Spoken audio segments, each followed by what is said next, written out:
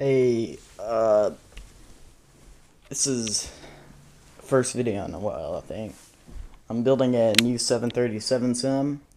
Um, I got tired of the old one. I've had it for 2 years, and I've just been working a little bit on that one, and I want to build one with more detail. Uh, I've learned a lot from the old one, so I'm going to try to not to screw this one up. I'm going to spend a lot of time on it and do everything just right. Um, this is my new MIP stand. It's got the features like the real one. All the measurements are correct on this one. Uh, I've got the thing angled back for the monitors to sit on, unlike my other one. The monitors, it was like flat, so I had to prop them up with the angle of the panel, and it was all messed up. I had no clue what I was doing when I built that thing. But I've got the CDU bay and all the MIPs connected together. It's relatively light. It's got this line. When you look at this part down here on the pictures and stuff, you can kind of make a line up to the angle of the MIP. So it's like if you put a board there, it would line up. So I made that where it's gonna line up, and I've got this little strip of wood down through here, like most Sims have, and then the light panels are mounted. I'm not sure exactly how. I think I got it off some website, and it was I think it was about 2 inches or an inch and a half. So I put it. It was kind of like one website said one and one website said the other, so I just put it at about 2 inches. Um, this box right here should be the exact right size, unless they lied, which they could have. I don't really, I don't know. Guess I'll find out. But um,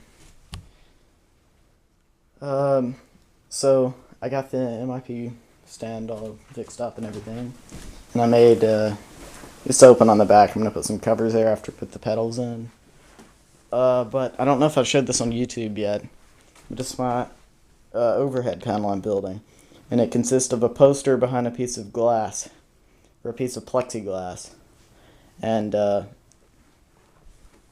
don't know if some people build theirs like this, so I decided to try it since I really can't afford a good overhead. Um, but I've got 3 desktop Aviator 2040 cards on the back that most of the switches are wired into right now. I'm probably going to have to add a 4th card for the others. I've actually got the engine start switches. I don't have the right knobs yet. I've just got these silver ones, but I've actually got them locked in place where they work right. So I've got the ground start, off, continuous, and flight. It's got the positions just right, no more, no less. Kind of glad about that. I got all, these are my landing light switches.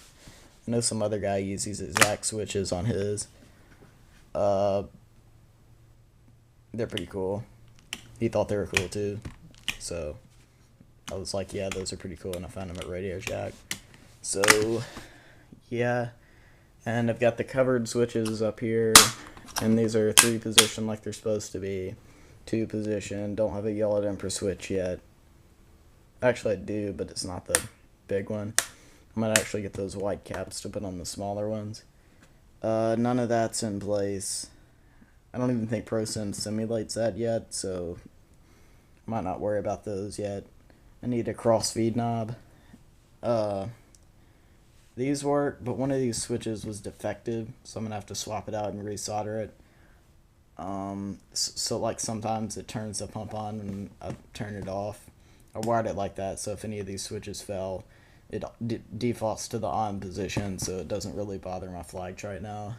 I really haven't been flying, actually. I mean, I don't have a sim, but sometimes I set it up over there on my computer and fly.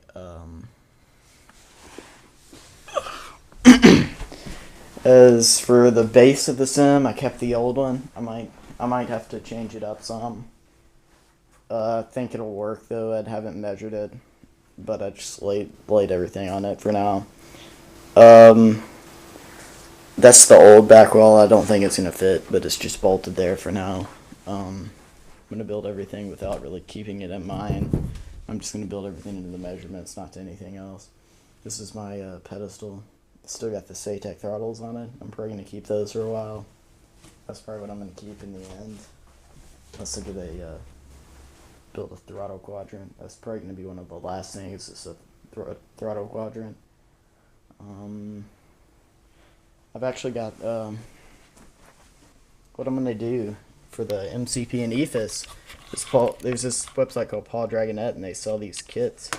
And I was gonna get a MCP kit and a EFIS kit, or 2 EFIS kits maybe. Probably one for now, and like a fake EFIS panel or something. I don't really ever have a co-pilot. Well, I know you could use it for the pilot because you can just glance over and have something else up there, but you know what I mean. So I was gonna get the Paul Dragonette stuff, and then I was gonna get more of these cards from Desktop Aviator.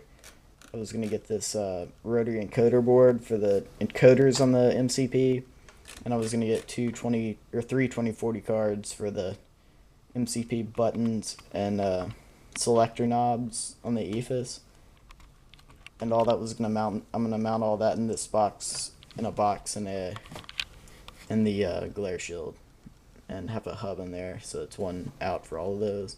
There's this guy in Australia, and he started this thing called Arcom, and it works with ProSim with these little kit cards. I can't even remember what they're called, but like he figured out how to wire these to some chips he got off the I don't know where he got them, but he wrote the software and everything, and basically you can pretty much use an infinite amount of LEDs with ProSim using his stuff, and he's selling these kits, and he's selling a MCP lighting kit for all the lights and stuff in the MCP, and I was gonna get that and see if he was gonna he makes puts together kits for some people. I was gonna see if he could do a MCP, or not an MCP, a overhead kit for my overhead, but that'll be this spring. So I was actually gonna get the MCP stuff this Christmas break, but it's not gonna be here because I don't think it'll be here because they backed up on the orders. So there's so many people ordering stuff. Another thing I've still got my good PC right here. I can run FSX on almost extremely high most of the time. Works for me.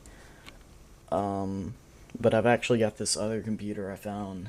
I got this motherboard from the computer class at school. They were taking apart a computer in there, and I asked if I could have it, and I guess it works. I haven't tried it yet. I don't have a power supply for it, but it's got a Pentium 4 on here. I'd like to know if a Pentium 4 can actually run FSX that good, because if it can, I was going to put this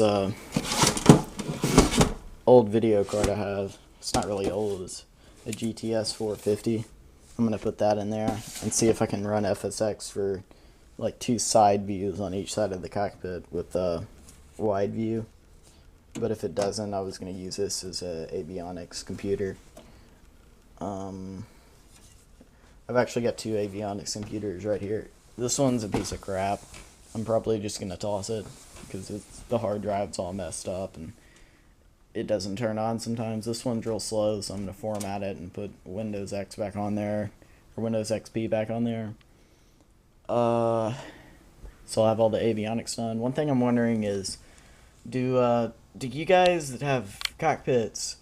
I've got one router for my entire house, and it's got the little switch in the back for 4 computers. I'm wondering if you guys run it through like your just normal like house router, or would it be better for me to get my own gate for all the computers in the simulator and run one cable back to my house router? So I've just got that one link to the rest of the network, and all this is isolated for all the avionics going to each other. I assume that would be better, but I'm wondering if it's worth it or not. So that's pretty much what I've gotten done. Um, I've actually got, uh, yeah, that's pretty much it. So, bye.